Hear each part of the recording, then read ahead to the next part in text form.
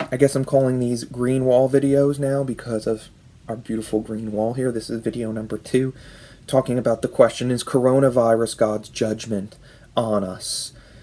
And a lot of times we think, well, something bad happened in my life, therefore God must be angry with me. He must be punishing me for my sin. And we try to draw a direct correlation, a direct line from this bad thing, and we examine our lives and we think of some kind of sin is going on there, and we think God is punishing us.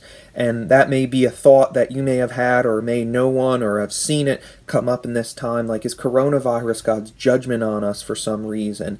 And the Bible actually tells us, Jesus himself tells us, that we shouldn't speculate into these things because we just don't know. We can't pry into the heavens to see God's unknowable plan. This is what Jesus says. He directly addresses this kind of thinking in Luke chapter 13. Now, to set the context, what happened is some Galilean Jews were murdered by Pilate, the same guy who oversaw Jesus' crucifixion. They were murdered by him, and their blood was mixed with other sacrifices. So it's a pretty gruesome experience. And Jesus hears of this news, and this is his response to it in Luke 13. Jesus said to them, "Do you suppose that these Galileans were greater sinners than all other Galileans because they suffered this fate?"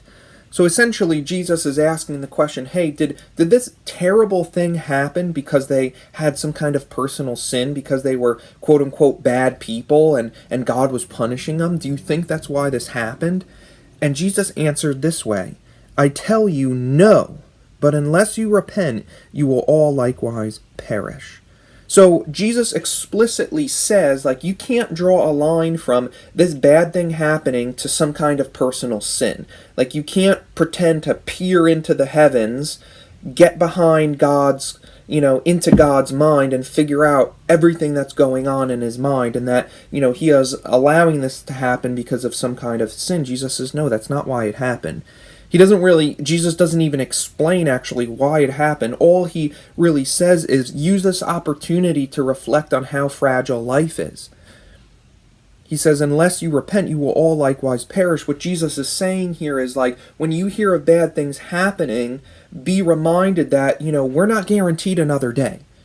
We're not guaranteed to wake up in the morning. That's reality. And so most important is, are we right with God? Because the plain fact is our day is coming, even like if you're teenagers and you think you're going to live forever, right? Our day is coming when we will step into death and meet the Lord face to face. So Jesus is saying here, like, just make sure that is settled. And if that's settled, then you don't go on speculating about, well, this happened because of this reason or that reason. Like, we just don't know. God has not revealed it to us. And he uses this other example here in the text as well. He says, "Do you suppose that those 18 on whom the tower in Siloam fell and killed them were worse culprits than all the men who live in Jerusalem?" So apparently there was some kind of tower, and it collapsed and killed 18 people. And again, Jesus explicitly says here, like, that's not because of some personal sin they had. Like, you can't pretend to know God's plan unless he explicitly reveals it.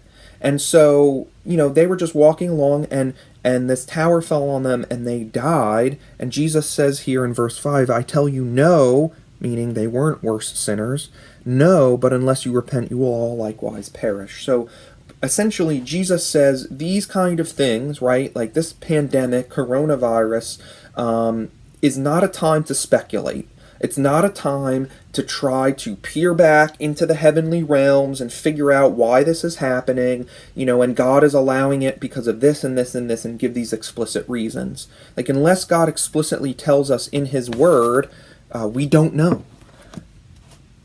But it is an opportunity to reflect on the fragility of life, and that we need to be right with God. And so if you've done that, like if you've repented of your sin, if you've trusted in Jesus, then there's really not much to worry about, because God is in control. He does have a plan, even though we may never know why he does what he does this side of eternity. We can be assured that he is in control. He loves us. He cares about us. He is our good father, and he is guiding us through this life when seemingly random things happen, but we don't need to be carried away into speculation. Instead, we can have calm trust in God.